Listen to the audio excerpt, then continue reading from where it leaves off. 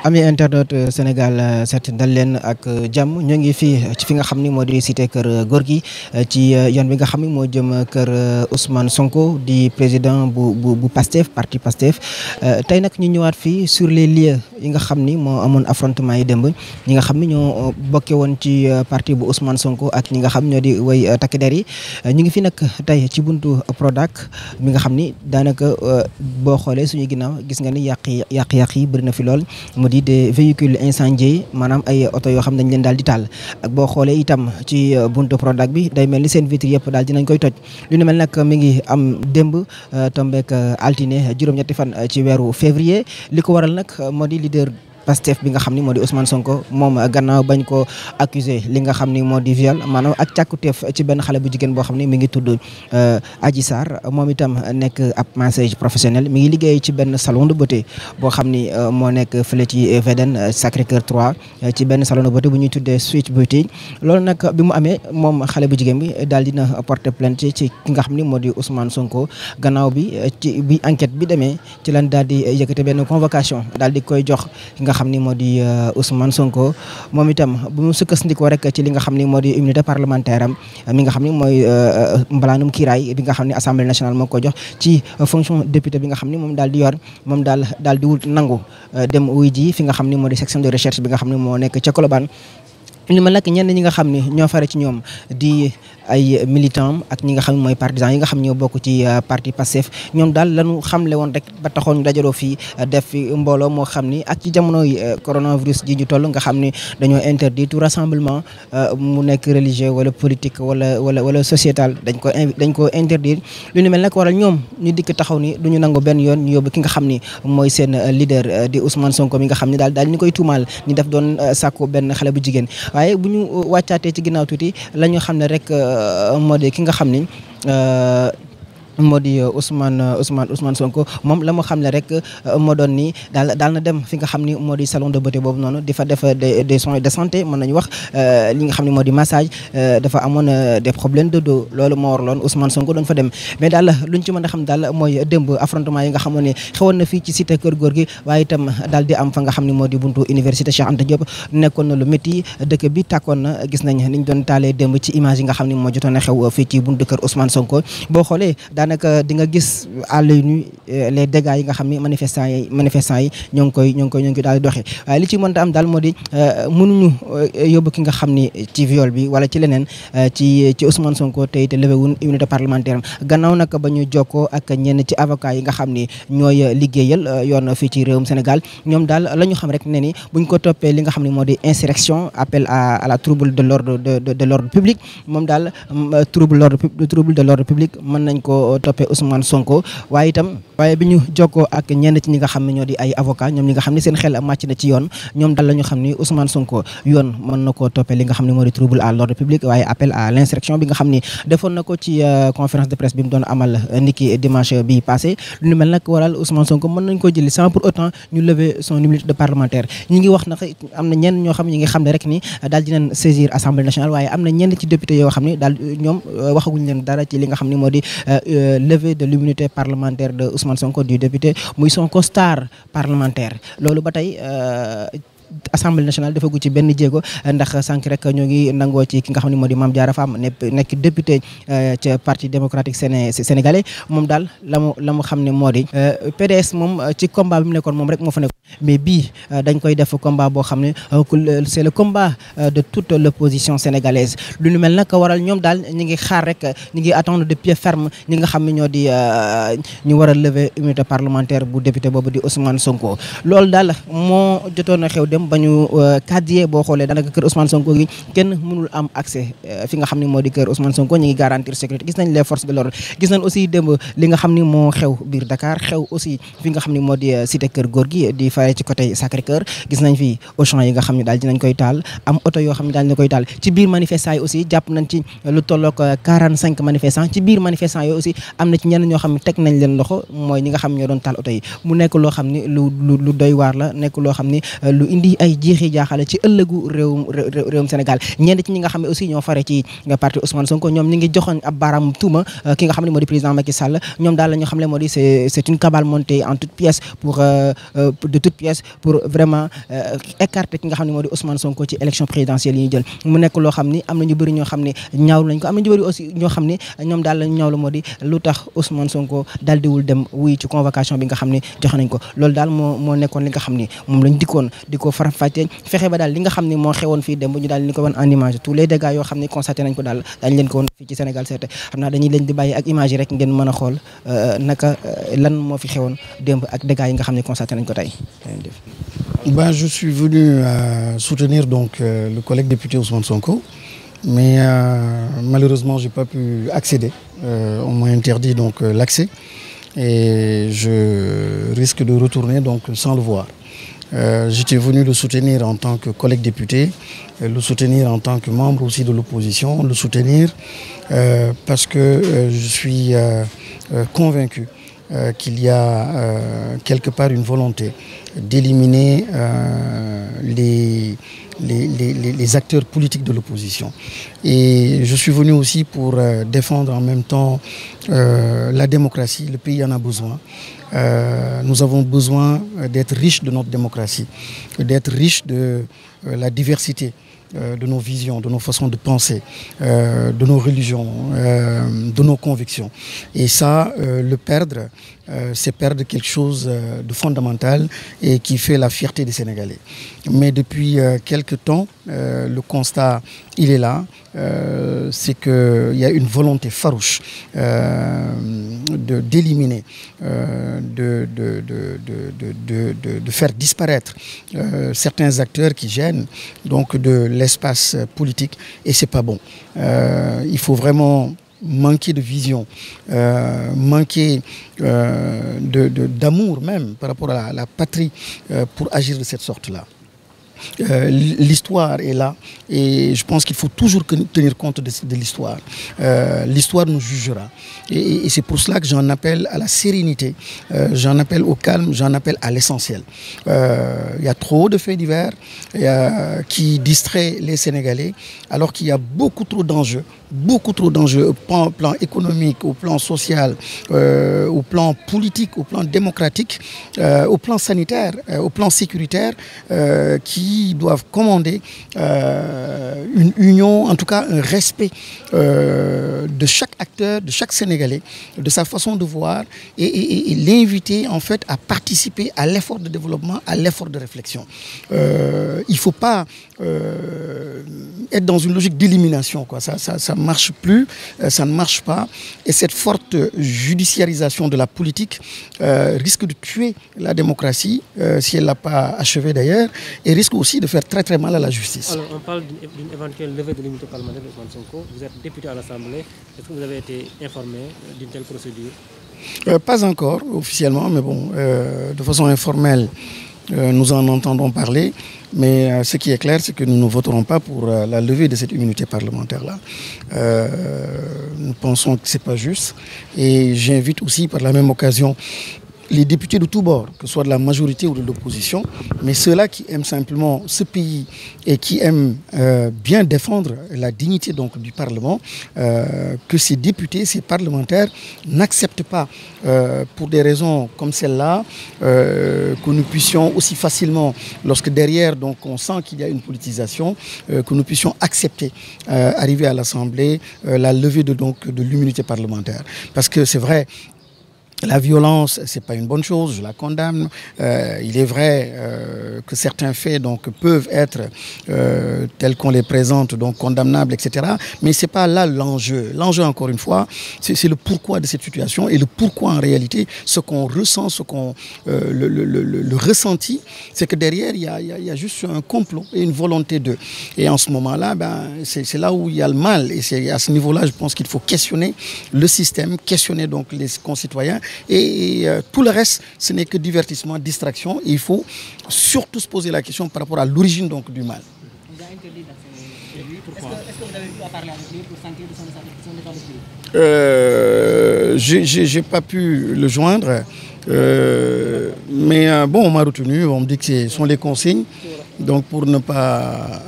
accéder ou le voir. Mais c'est pas grave. waaw suma tànk mu doon tànku soutien bu ma doon apporter Ousmane Sonko suma collègue député la membre de l'opposition la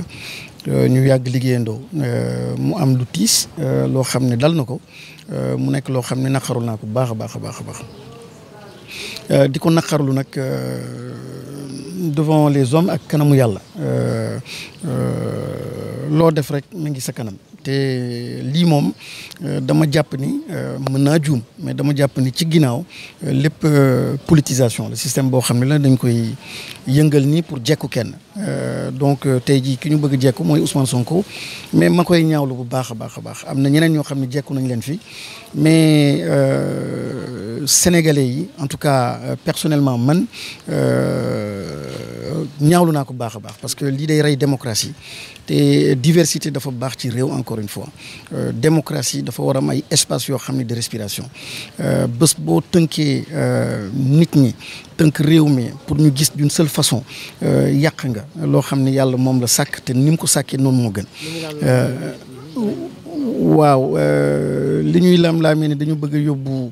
mbir bi donc à l'Assemblée nationale maa ngi koy dégg aussi dégguma de façon formelle mais lii leer mooy man duma ko voté parce que député la te damay ñaan tamit député bu mu mënti doon nga nekk opposition comme majorité lu mel nii nga bañ ko voté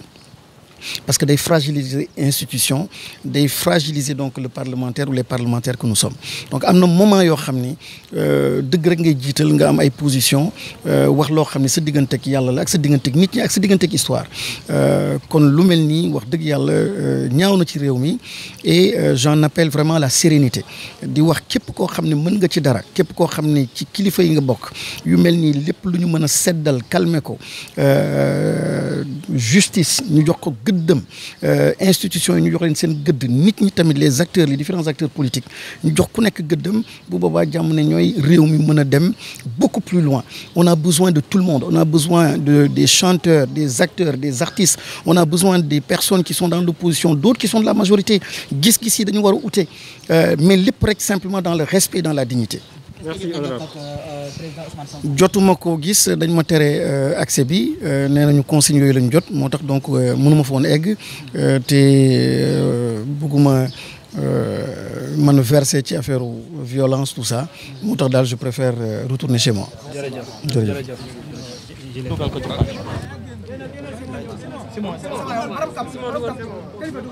Donc en français ou en wolof?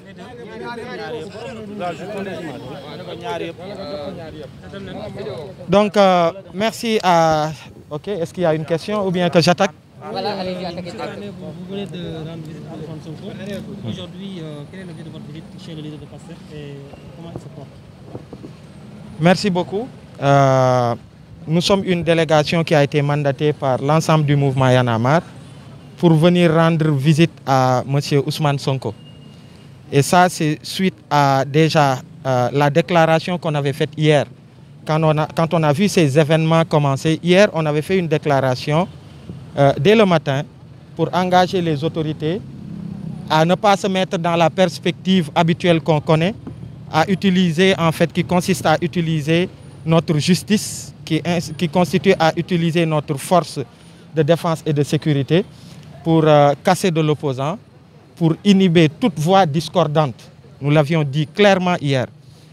Et après avoir vu et observé toute la journée d'hier ce qui s'est passé ici, sous prétexte que les gens sont venus pour disperser une foule qui était massée devant monsieur Ousmane Sonko. Toute la répression inouïe qu'on a vue hier avec tous ces jeunes qui sont blessés et certains sont en détention et il paraîtrait que beaucoup seraient torturés d'ailleurs. Nous avons compris qu'il y a une machine qui était en marche pour créer les conditions d'une démocratie sans opposition au Sénégal. Et nous avons vu dans l'histoire récente tout ce qui s'est passé avec Karim Wade. Nous avons vu dans une histoire passée, très récente d'ailleurs, tout ce qui s'est passé avec monsieur Khalifa Sall. Et on s'est dit qu'il était de notre devoir soit de nous taire d'abord, on avait deux choix, de nous taire, ou bien de faire face à cette réalité qui est claire dans la tête de tous les Sénégalais et dire qu'il ne faut pas que ça passe. Et dès l'instant qu'on en arrive là, ça dépasse la personne de Sonko, c'est de notre démocratie qu'il s'agit. C'est l'affaire des politiques, c'est l'affaire des citoyens, c'est l'affaire de nos guides religieux, c'est l'affaire de la presse et c'est l'affaire de tous les Sénégalais. Le premier acte qu'on a tenu à poser, c'est de venir rendre cette visite à M. Ousmane Sonko, qui est très serein,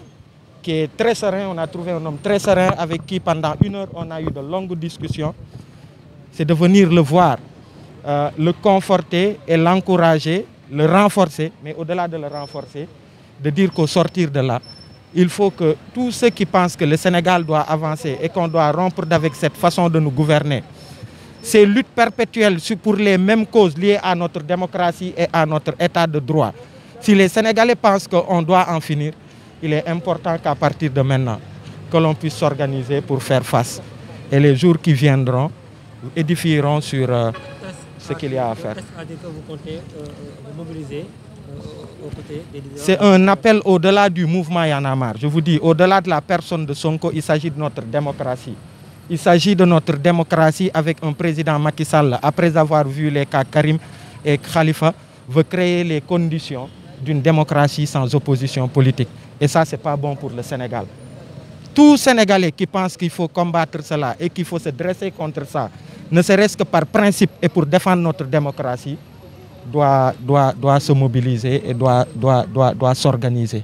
Et donc, j'interpelle tous les Sénégalais. Il ne s'agit plus de Ousmane Sonko. Il s'agit plus de Ousmane Sonko. Et je vous dis, ce que j'ai vu là, ça me rappelle certains pays. Et c'est un recul démocratique. Il est en résidence surveillée, en quelque sorte. Il est presque en résidence surveillée. Et ça, c'est inacceptable pour notre démocratie. Voilà. Tantôt avant le Wolof, avant-hier, il avait appelé à une mobilisation de tous les Kidds, d'autant plus qu'il dit que le président de la République, Macky Sall, aime le rapport de force. Donc on dit que ça, c'est un appel à l'insurrection. Quelle est votre position par rapport à ça? Ça, je pense que vous aurez l'occasion de poser cette question à M. Ousmane Sonko. Je ne pourrais pas commenter ça. Moi, je ne peux que parler de ce pourquoi on est là aujourd'hui.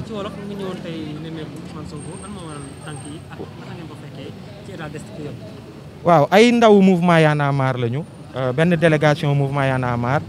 bu ñëwoon tey nemmeeku si monsieur Ousmane Sonko ginnaaw démb ci suba bi ñu gisee mbir yi tàmbali gannaaw bi ñu defee déclaration démb pour artu nguur gi pour que ci mbir mii nga xamante ni moom moo jóg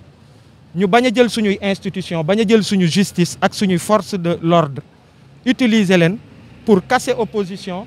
utiliser leen pour casser toute voix discordante bi nga xamante ni àndul ak li nga xamante ni nguur gi moom lay défendre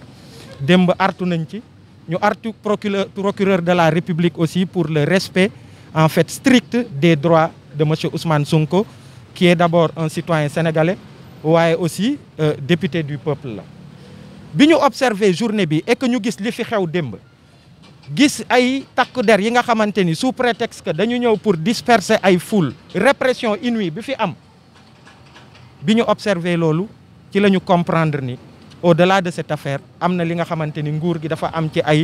état d'esprit bi nga xamante ni ci loolu la nekk te loolu buñ ko dogaaleelu wul rek fi mu jëm du baax état d'esprit gis ngeen démb c'est pour réprimer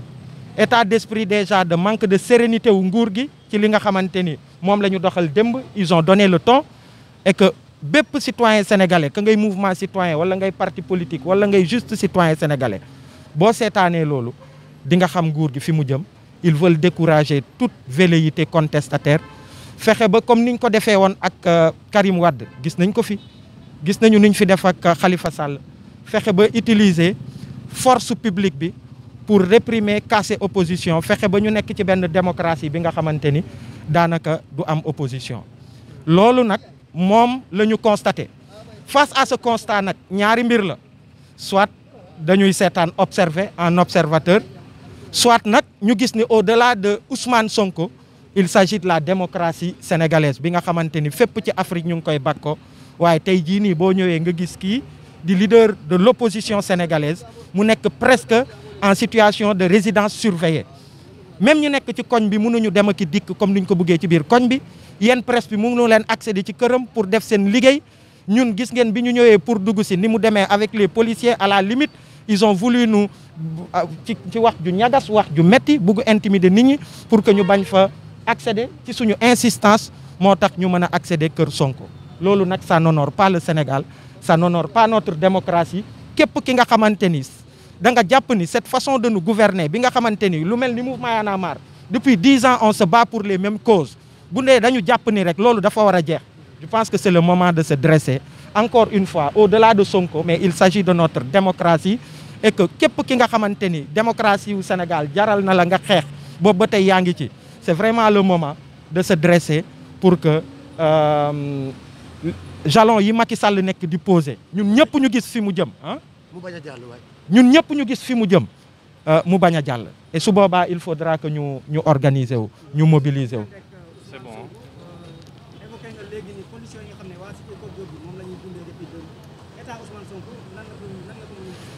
non Ousmane Sonko est très serein dugg nañu gisee nañoo ak moom. pendant 1 heure de temps discuter nañu mu ngi dal mu ngi ànd ak sérénité et dal boobu ak sérénité boobu la ñuy conseiller à tous les Sénégalais yi nga xamante ni jàpp nañu ni war nañu jóg ñu taxaw pour que ñu bañ a salfaañe suñu démocratie ak suñu état de droit.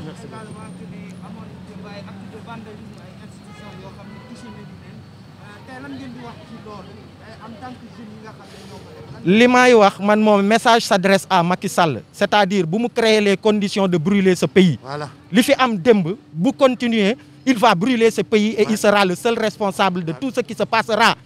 ñun dañu toog di observer di seetaan mouvement citoyen la ñu mais bu ñu fexee ba bu ñu jógee ba takk suñuy dàll ñu ñëw tey parce que xam nañ ni nguur gi état d'esprit bi mu nekk ils veulent semer le chaos dans ce pays ils veulent étouffer l'opposition ils veulent faire en sorte que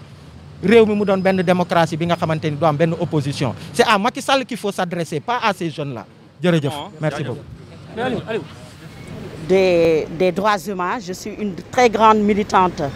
de la démocratie et des droits humains. Mais depuis 2012, le président Macky Sall a déclaré publiquement qu'il va réduire l'opposition à sa plus petite expression. Donc c'est un plan d'action qu'il est en train de mettre en œuvre. D'abord, il a exilé Karim Wade, il a empêché à Khalifa Sall de se présenter de manière délibérée. Il a aujourd'hui phagocyté le premier qui était dans l'opposition. Il l'a récupéré dans son pouvoir. Maintenant, ça rentre dans son plan d'action et est en train d'être mis en œuvre. Le second, c'est Ousmane Sonko. C'est tout simplement des manœuvres politiques. Comme moi, il y a quelques jours, j'ai été victime de ces mêmes manœuvres. Donc, il m'a mis en prison pour violation de couvre-feu et autres. Tout ça, ce n'est pas fondé. C'est juste un plan d'action pour réduire l'opposition, empêcher les gens de confisquer nos libertés démocratiques, nos libertés d'aller et de venir, mais ça ne passera pas. Le peuple, heureusement, est debout et fera face. Vous ne vous laisserez pas faire? Non, pas du tout. Et le peuple non plus ne se laissera pas faire. Parce que nous avons acquis nos libertés démocratiques au prix de nombreuses luttes qui ont valu à des Sénégalais leur vie, leur emploi, leur éducation. Et ces libertés, nous les avons acquises sur la base des luttes de tous les régimes qui se sont succédés. Ce n'est pas maintenant que Macky Sall va confisquer nos libertés en utilisant la justice à outrance, en utilisant les forces de l'ordre pour nous empêcher de nous exprimer ou pour nous empêcher de mener nos droits en tant qu'opposants. Le Sénégal, la démocratie, le pouvoir a le droit d'exercer, mais l'opposition aussi a le droit d'exercer son droit d'opposant. C'est ça la démocratie. Aujourd'hui, la démocratie, elle est menacée. Les droits humains sont menacés. Alors le peuple fera face. Le peuple ne se laissera pas faire. Néanmoins, vous appelez quand même à la raison, au vu quand même des actes de vandalisme qu'on a. Oui, à la raison, parce que ce pays nous appartient. Ce pays nous appartient, nous ne devons pas aller dans le vandalisme. Ce n'est pas bon. Nous devons nous battre et nous allons nous battre à notre manière. L'opposition va s'organiser autour d'un front unitaire et nous ferons face aux dérives monarchiques de Macky Sall. Dans quel état vous avez trouvé M. Ousmane Sonko? Bon,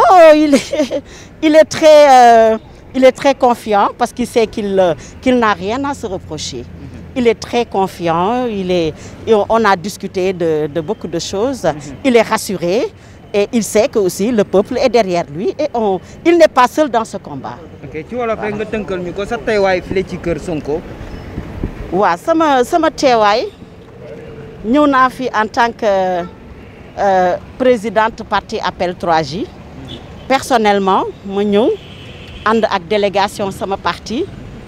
pour ñëw apporter sama soutien personnel ak soutien sama parti yëpp ci lii nga xam ni yëkkati nañ ko teg ko ci ndodd Ousmane Sonko di président Pastef. li ma ci jàngat mooy président Macky Sall dafa wax récemment ni moom dina réduire opposition bi à sa plus petite expression. yaakaar naa ni ci plan d'action boobu la nekk. bi mu gannaaw ba mu exilé Karim Wade empêché nu mu tudd Khalifa mu présenté wu mu jël ki nga xam ni moo nekkoon premier ci opposition bi ànd ak moom ci pouvoir bi ñu nekk mburu ak soow. léegi nag li fi des moom la bëgg a faagaagal man tàmbali na ci man ci fan yu néew jiiñ ma taqal ma génne ay audio yoo xam ni dañ ko sectionné pour boole ma ak opinion bi wante dëgg rek mooy mujj. Ousmane Sonko tey lii ñu ko tuumaal man am naa njort bu rafet ni dara teguwu ci politique rek moo ko lal pour exécuter plan d'action bi nga xamante ne moom la Macky Sall décidé mooy réew mi bañ a am opposition. li ma ciy jàngat nag mooy opposition faaw mu am ci réew parce que loolu mooy taaral démocratie bi moom am na droit exercer pouvoir am mais ñun itam am nañ droit exercer droit de s'opposer à son pouvoir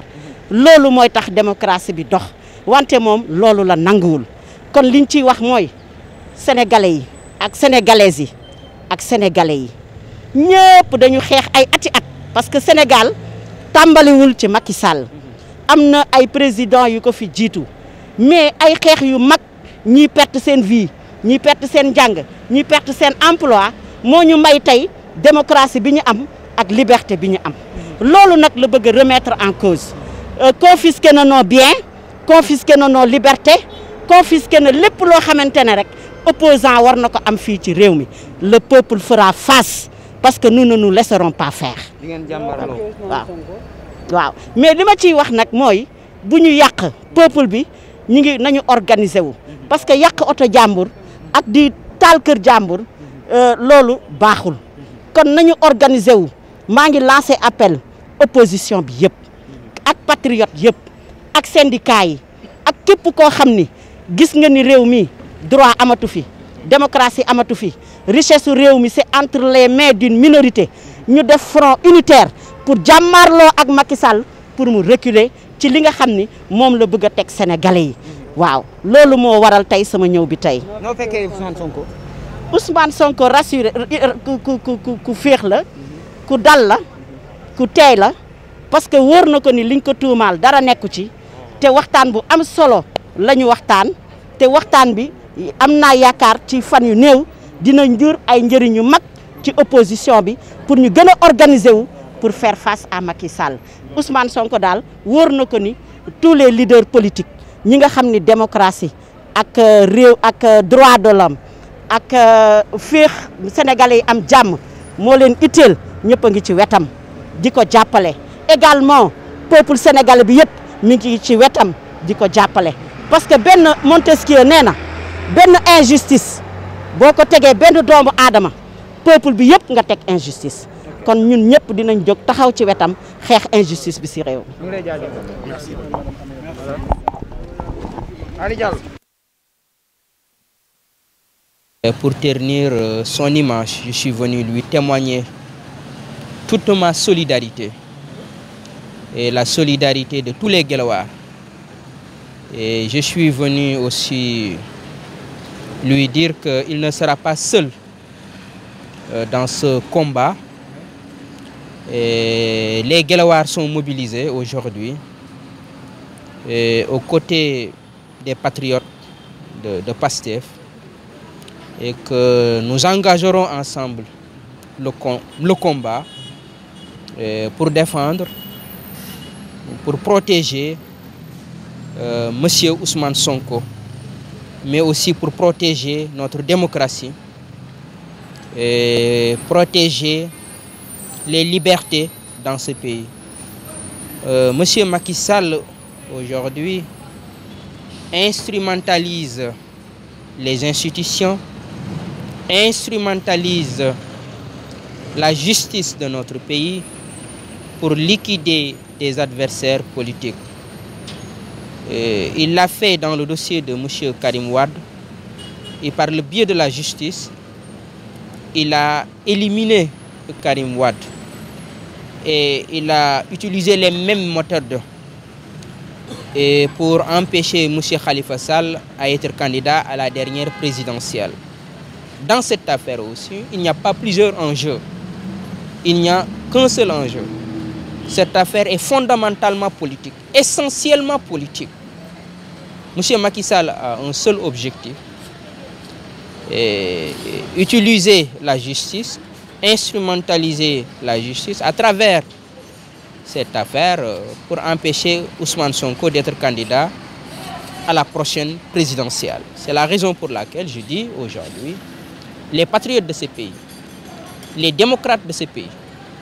le peuple sénégalais, je lance un appel au peuple sénégalais, aujourd'hui à faire face à M. Macky Sall, à défendre notre démocratie, à défendre les libertés dans ce pays. Donc vous appelez à faire bloc autour d'Ousmane Sonko quand même pour que l'affaire ne passe pas? Oui, évidemment, et dans les prochains jours, je pense que vous verrez les Guelwaars ici au Sénégal et dans la diaspora mobilisés aux côtés de nos compatriotes de PASTEF pour défendre Ousmane Sonko, pour défendre la démocratie sénégalaise, parce qu'aujourd'hui, ce qui est en jeu, c'est la défense de notre système démocratique. Et ce que M. Macky Sall veut installer au Sénégal, c'est une dictature, c'est de l'autoritarisme simplement, et ça ne passera pas. Vous avez pu entretenir avec donc le concerné,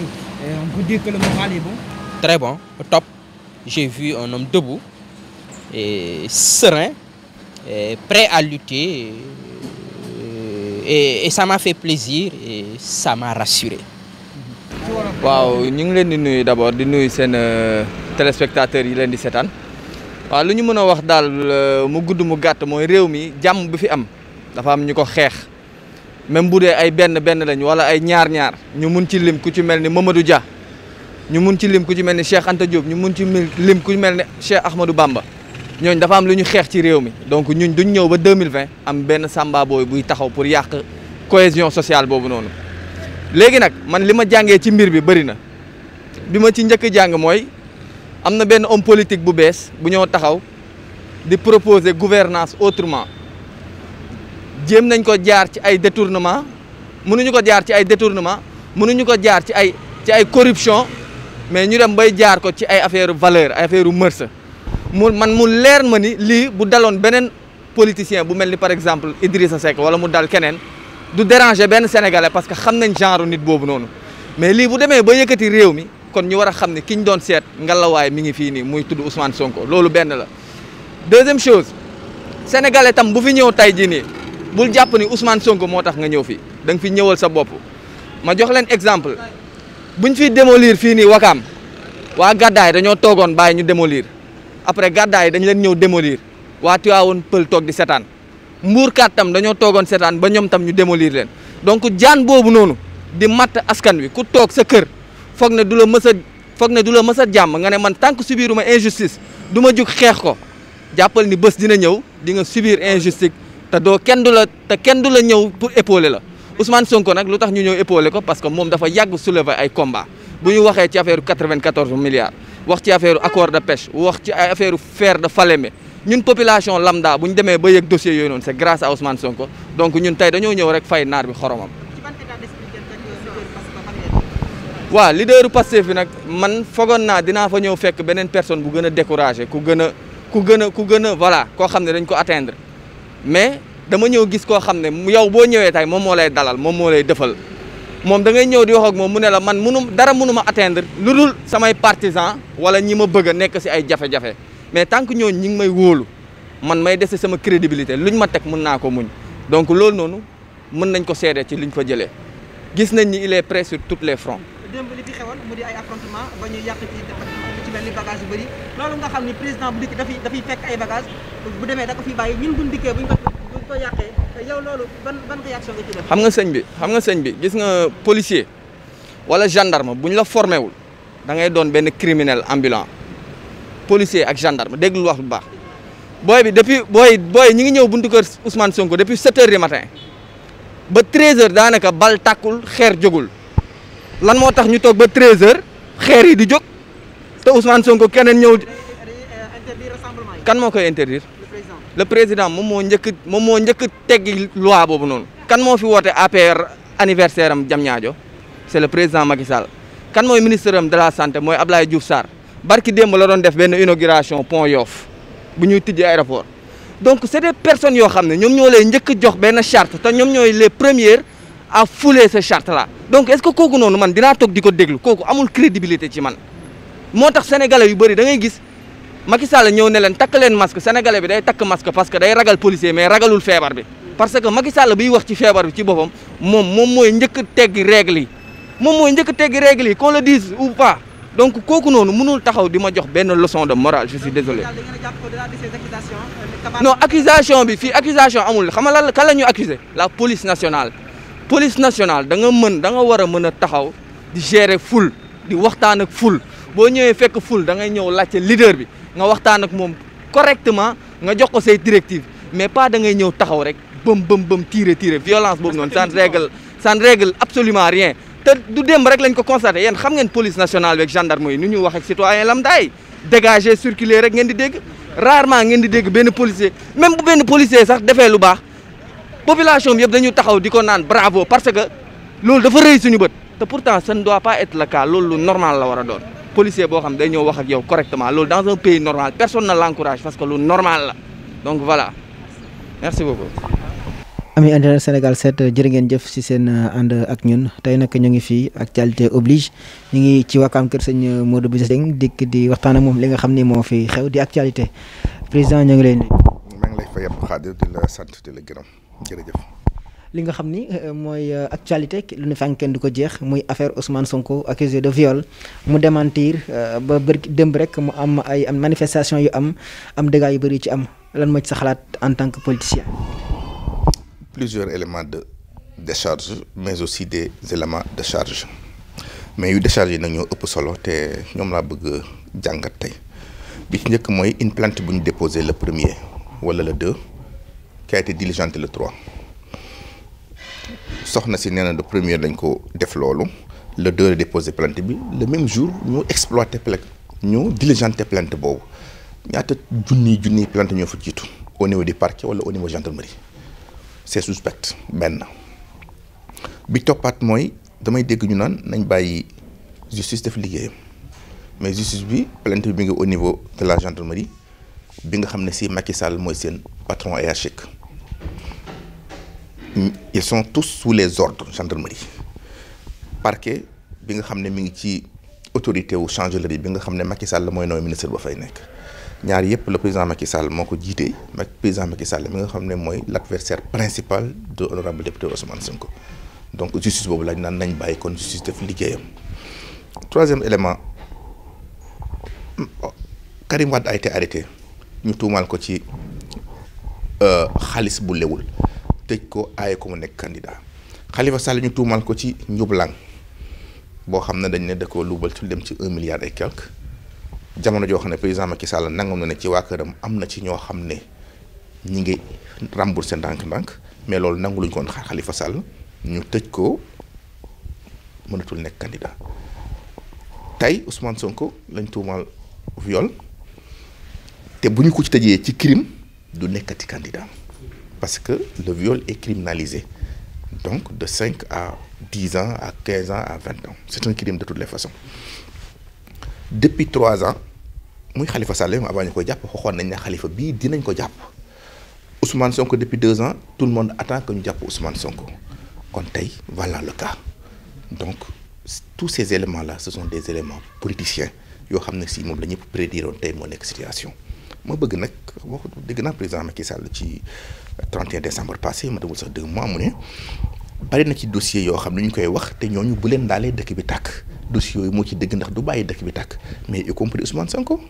il est convoqué dëkk baa ngi tàkk mais pourquoi pas mu teg ci tànkam comme ni mu tegi tànkam ciy des. est-ce que convocation bi nii affaire de mœurs la mu di ci accusé de viol état ba tey dégguñ mu yëkkati mu yàbb ci. non je reprends les termes du président Sall rek mu ne am na ñoo xam ne bu ñu leen laalee dëkk bi tàkk Ousmane Sonko na ko ci boole. d'accord ma ci d'ailleurs parce que amul kenn koo xam ne bu ñu ko laalee dëkk bi tàkk tax duñ ko laal mais je reprends les termes du président Sall pour koy moytu dëkk bi tàkk loolu moo tax ma wax loolu parce que le droit en substance c'est la solution sociale arrestation de Ousmane Sonko ce n'est pas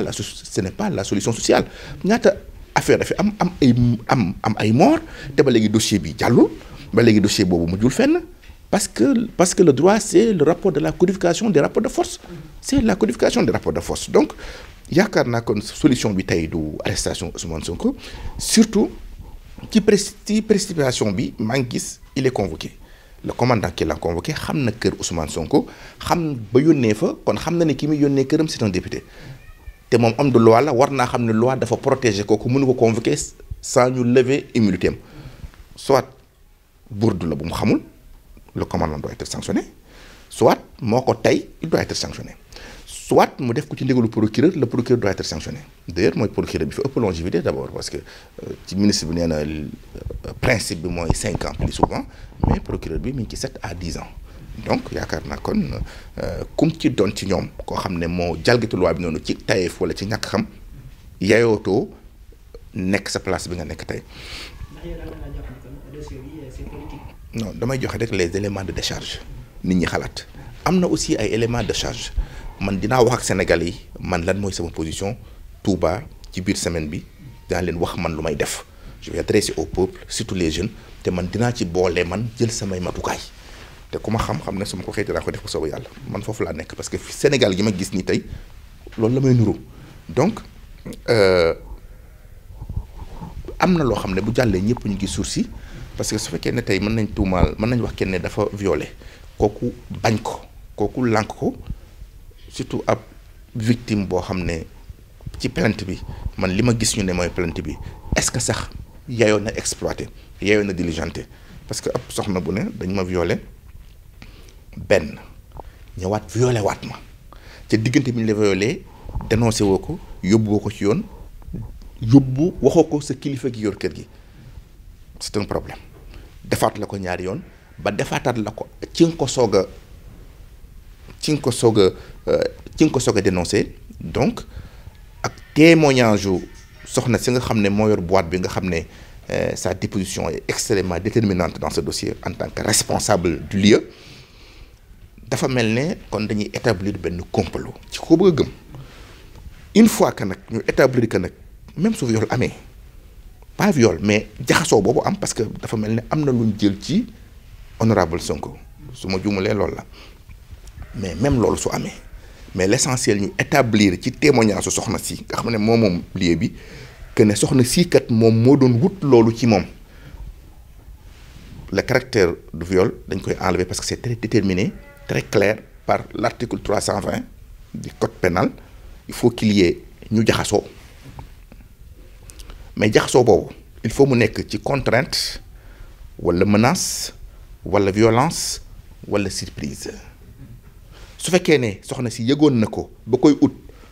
du surprise du violence du menace du contrainte parce que moom moo ko soxla kon viol mënul nekk kon léegi le problème dootul nekkati un problème de droit qu'on juge par les règles du droit mais que c'est un problème de morale. Problème de morale nag il y a plusieurs éléments de charge yoo xam ne Ousmane Sonko war na ci tontu parce que da nga dégg sa réponse am mais parfois c'est mal dit mais loolu amul solo li ëpp solo mooy le problème du droit bi ñu toll ak charge yi ñu bëgg a teg ci kawam nga xam ne bu ñu ko defee le Sénégal perd le candidat Sonko donc ça doit être la lutte du peuple sénégalais. bu ñu demee bay wax lever immunité parlementaire bu Sonko bi ba ñuy xalaat ni daal bu ñu ko teggee bu ñu ko jugé ci li nga xam ne mooy viol te dañ ko criminaliser ak yeneen charge yoo xam ne ñu ngi koy teg ci kaw mu di appel à l'insurrection trouble à l'ordre public yooyu yëpp bu ñu ko tegee ci moom ndax jàppoon ni rek duñ ko xañ li nga xam ne moo di ay droit am pour mën a nekk candidat en 2024. waaw xam nga doon naa dégg président Abdoulaye Wade damay wax ne contre l'injustice fait partie de la justice am na lu ñu la bëgg a teg loo xam ne bu ñu ko bëggee jaar teg ko ci légaliser ko ci ay loi wax naa leen toujours neen attention aux lois loi moom day refléter choix du peuple choix de la société wala defu ko loi boobu amul benn valeur wax naa ko toujours mën nga jël loi def ci lu la neex parce que kii nekk majorité assemblée bu ko neexee tey mooy day bañ génn benn loi day bañ ko jaar ci mbedd sàngam wala ko sol sax yéde bu weex bu ko neexee comme ni Bachar Assad def expliqué naa ko plusieurs fois comme Yaya Jammeh ni mu ko defoon ñoom ñëpp li ñu doon def c'est légal mais légitime parce que société bi bëgguñ loolu képp koo xam ne du bëgg a teg ci sa kaw nag loi yoo xam ne xam nga ni lii tuuma la xam nga ni dañ ko jublu pour faagal la politiquement su boobaa nag vous avez droit de se défendre te ci làmmiñu honorable Sonko dégg naa mu ne ki muy waxal mu tuumaal ko muy président Sall benn jëfandikukaay la xam muy jëfandikukaayu doole effectivement ci procédure yi ñu jàppoon Karim Wade ces lois ne sont pas conformes à la constitution ça c'est clair et net pourtant la valeur d'une loi c'est selon sa référence à la constitution ça n'a pas été respecté Khalifa Sall dégg nga même le juge Téliko l'a dit le tribunal communautaire de la CEDEAO a été très clair et pourtant loi internationale yooyu ñoo supérieur ñoo prendre dessus ci les lois nationales donc mais ça n'a pas été respecté kon finalement jaay doole fi nekk su fekkee ne jaay doole nekk kooku leneen la donc jaay doole toute forme jaay doole c'est dévalable donc est-ce que appel à l'insurrection la est-ce que se défendre la est-ce que se rebeller contre injustice la c'est le peuple qui va l'apprécier je m'arrête là. kii maanaam vandalisme yi ñu def ak vandalisme yi ñu def ak oto jàmbur yi ñu taal ñu tëjee foofu. doy na dinaa ko wax loolu ci sama conférence de presse. kon nañ jël lii rek. kenn am nga lu sax sax. waaw.